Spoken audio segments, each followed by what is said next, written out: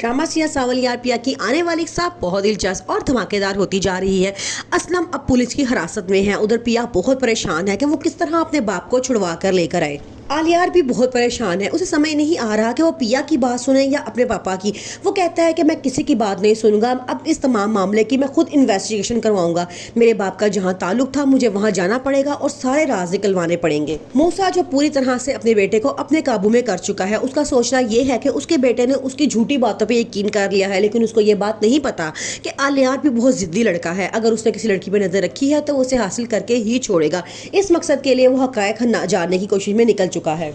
सावल जो पूरी तरह से पिया का साथ दे रहा था, उसको मूसा के बंदे गोली मार के चले जाते हैं। सावल की तबीयत बहुत खराब है। पिया अब बहुत परेशान है। उसकी मामा उसे बहुत डांटती हैं और कहते हैं कि हमने तुम्हें कितना मना किया था कि ये आग का खेल है, इससे मत खेलो, तुम खुद ही जल के राख हो जाओगे, लेकिन तुमने हमारी एक बात ना सुनी।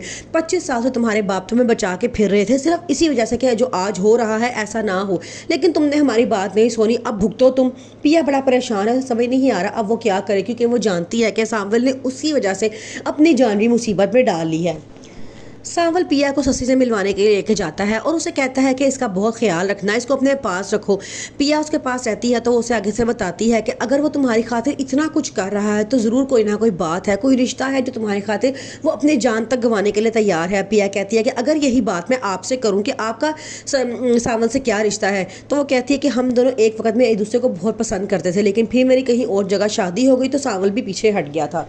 असलम सावल से वादा लेता है और कहता है कि मैं तो यहाँ पे हूँ और पता नहीं कब तक यहाँ तक रहूँगा, लेकिन तुमने मेरी और मेरी फैमिली का बहुत ख्याल रखना है, उनको अकेले नहीं छोड़ना है। सावल उसे वादा करता है, कहता है कि आपने बिल्कुल भी परेशान नहीं होना, आपकी ज़मानत की मैं पूरी कोशिश कर रहा हूँ और मेरे लड़के आपके घर के बाहर सारी रात पहरा देंगे और पिया की बड़ी अच्छी तरीके से हिफाजत करेंगे। मूसा उनको कुछ नहीं कर सकता। मूसा को जब से ये बात पता चली है कि सावल अब उसके खिलाफ खड़ा हो चुका है तो उसे बड़ा गुस्सा आता है। वो कहता है कि इस नमक हराम ने हमारे साथ नमक हरामी की है और उसको उसकी सजा भुगतना होगी।